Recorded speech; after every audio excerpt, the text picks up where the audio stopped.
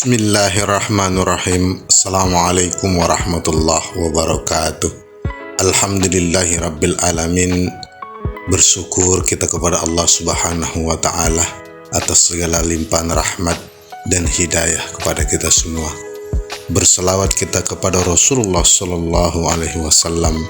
Allahumma salli ala Sayyidina Muhammad wa ala ali Sayyidina Muhammad. Para pemirsa yang dirahmati oleh Allah subhanahu wa ta'ala, kembali lagi bersama kami di channel Muhasabah Qalbu yang membahas tentang kajian Islam, nasihat Islam, dan pencerahan hati. Pada video kali ini kita akan mengkaji yaitu cara romantis Rasulullah selesaikan konflik rumah tangga. Cara Nabi menyelesaikan konflik rumah tangga bisa menjadikan contoh bagi Anda yang sudah menikah. Pasangan itu pasti pernah mengalami konflik. Konflik keluarga merupakan hal yang tidak dapat dihindari dalam kehidupan manusia.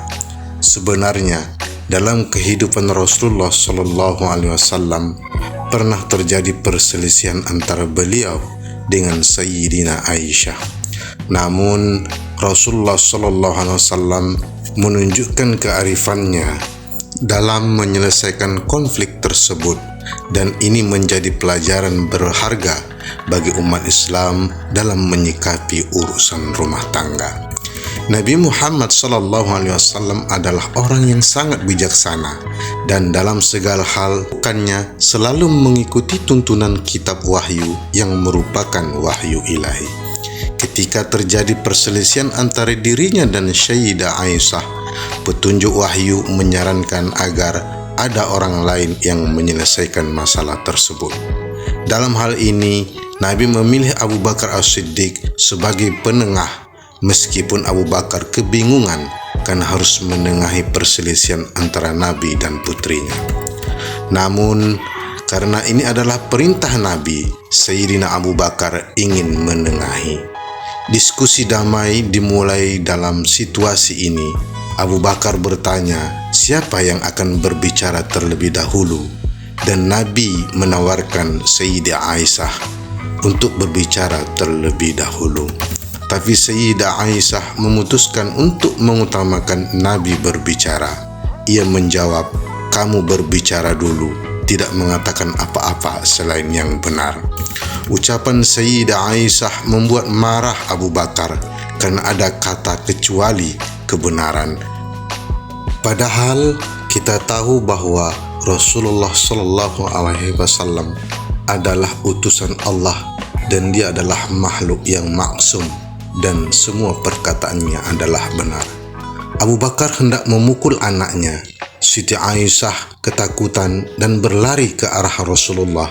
Ia menempelkan wajahnya di dada Rasulullah dan akhirnya tersipu malu. Selesai sudah perkara rumah tangga mereka. Dalam hal ini, Sayyidah Aisyah menunjukkan sikap yang luar biasa sebagai wanita hebat.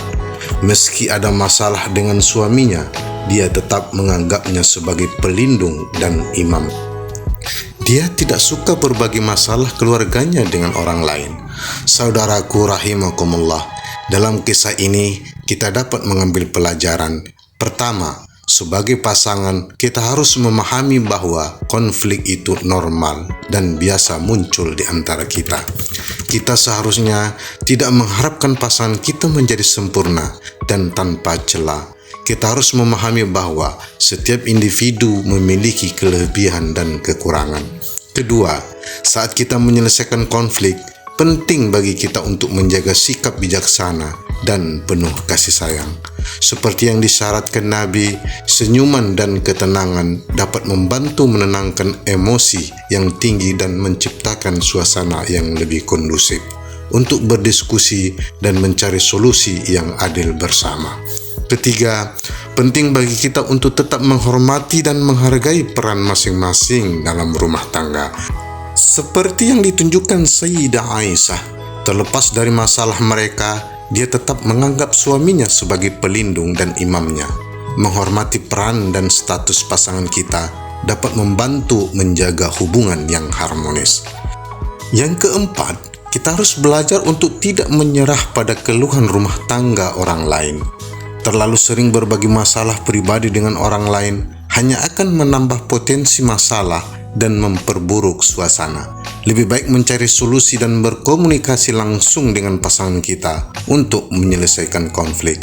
Akhirnya, kita harus memahami bahwa benar dan salah adalah bagian dari kehidupan.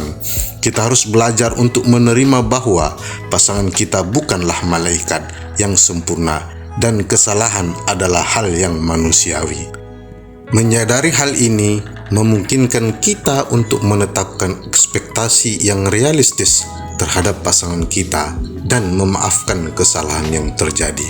Sebagai penutup, kisah bagaimana Nabi menyelesaikan konflik rumah tangga dengan kearifan dan cinta memberikan pelajaran berharga. Dalam menghadapi konflik rumah tangga, penting bagi kita untuk mengorientasikan diri kita pada ajaran dan sikapnya. Dengan memahami bahwa konflik adalah bagian dari kehidupan, mengutamakan komunikasi yang baik, serta menjaga rasa saling menyayangi dan menghargai, kita dapat membangun rumah tangga yang harmonis dan bahagia. Wassalamualaikum warahmatullahi wabarakatuh.